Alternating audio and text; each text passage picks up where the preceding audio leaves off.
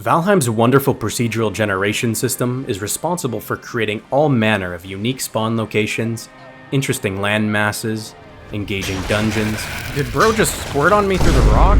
And many other significant points of interest. However, there's one occurrence I can guarantee that even players with multiple playthroughs under their belt may have never seen: the island spawn.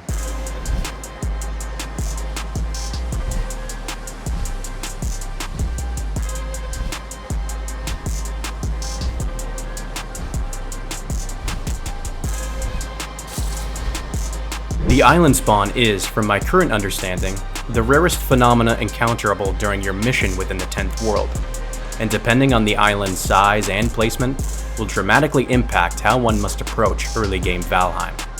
Thankfully, on this seed here, there's some land just one far distant swim away, but to stand any chance of making it, I was going to need the best possible food items I could get my hands on. It's fucking disgusting. So, after taking stock of everything around me, I got to work, doing what all great Vikings do, murdering and pillaging everything in sight.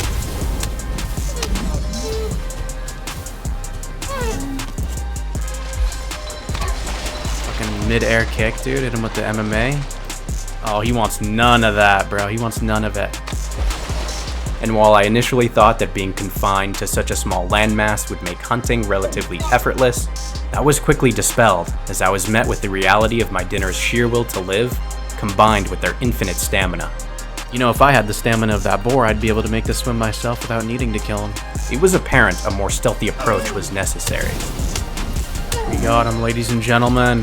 With everything gatherable gathered and mortal slain, I proceeded to process my materials and prepare to make the arduous journey towards the first Forsaken boss, known as Aiyo. Reading his associated Forsaken stone, it is said, "His antlers are branches of iron. They crack the rocks and bring down mountains. His hooves are the sound of thunder. His voice a howling gale." An excellent description for what is to come. And now that I had enough rations for the trek, it was time. With enough health and stamina, I slipped into the cold waters just as night was about to fall.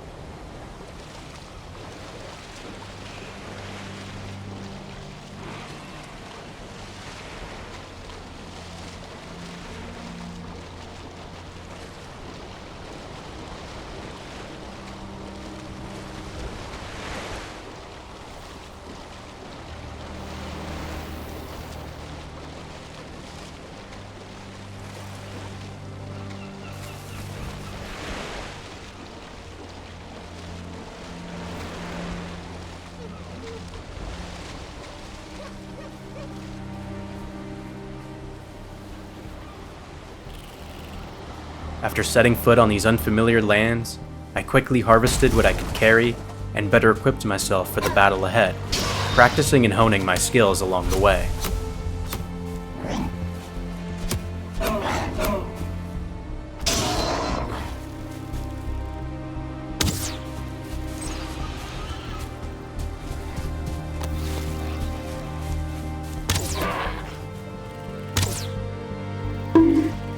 Oh no, I'm out of arrows. Once reaching his altar, and possessing the 2 deer trophies required to begin the summon, I laid them down and braced myself for the battle that awaited me.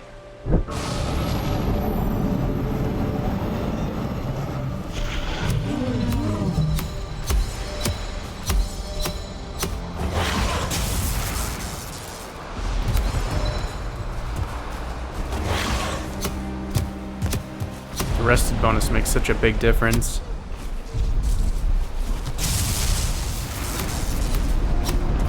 What you doing, bro?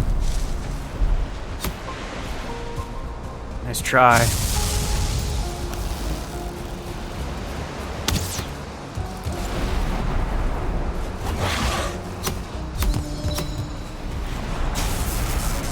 And although Aiyo both looks and sounds rather frightening, he's quite easily bested, even with bare minimal equipment.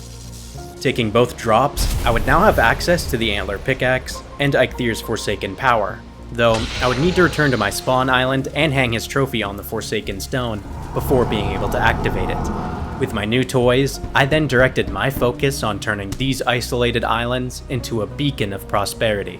And since I've got quite a few playthroughs under my belt already, I decided to go all out with building in creative mode. But before showcasing some of the many intricacies of this build, I'd first like to let you know that this world file and subsequent build is publicly available to download on both Nexus Mods and my Discord server. It is the first of 7 unique locations within my project, Clans of Valheim. So, be sure to head on over to the description down below and check it out for yourself. You won't be disappointed.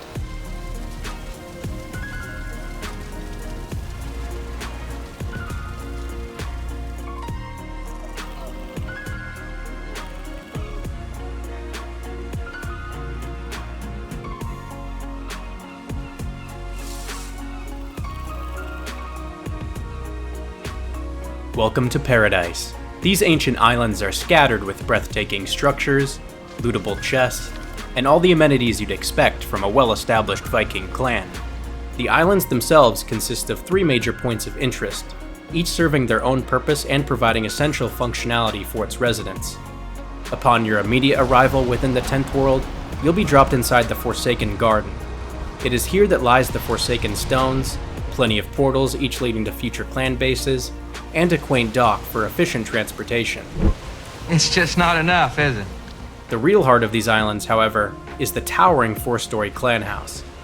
Within its first floor, a fully equipped kitchen and cooking area that includes functional cabinetry for quick and convenient storage, ample lounging space decorated with the finest trinkets the 10th world has to offer, plus my favorite inclusion, a secret escape tunnel providing quick access to the shoreline.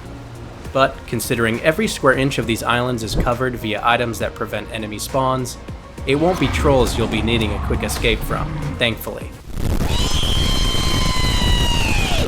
Heading on up to the 2nd floor, you'll be met with a grand dining hall perfect for feasting or throwing back a couple cold ones with the boys. Should you end up throwing back one too many, however, you need not worry, as there are 2 bedrooms just a short distance away, each of them elegantly designed in their own unique way, while still providing plenty of personal storage, and of course, a place to lay your head after a long day. Tucked between the 2 bedrooms is the war room, so to speak, where one can share exploration progress using the cartography table, and admire the glittering hoard that surrounds you. Stepping into the stone portal found within the dining hall will take you to the 3rd floor, and it's here where the lifeblood of Paradise really pumps. An intricately designed factory with almost every essential crafting station, fully upgraded I might add, precisely placed and built into these ancient walls. And I do mean that quite literally.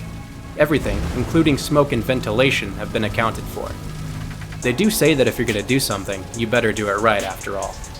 Besides the crafting and refining areas, there's also the mat library, containing 26 black metal storage chests.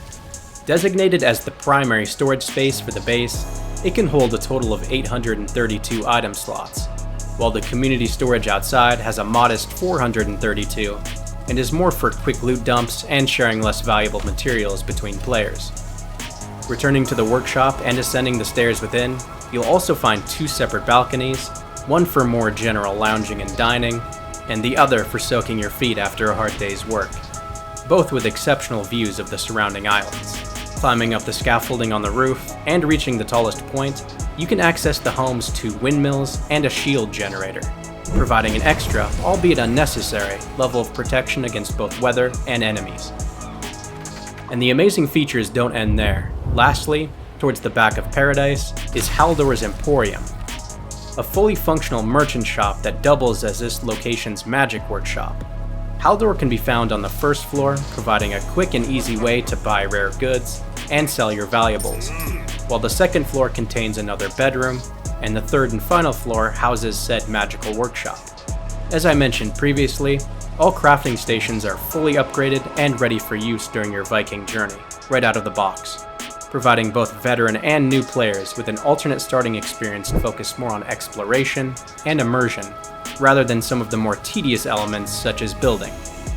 There's still plenty more to see and discover within Clans of Valheim, so don't forget to check it out down below. And with COV's next DLC location already underway, you'll soon be heading to the murky and treacherous swamps of Blightburrow. In the meantime, why not check out this Sea of Thieves video and drop me a follow on your preferred social media platform to stay up to date with work in progress shots and the like.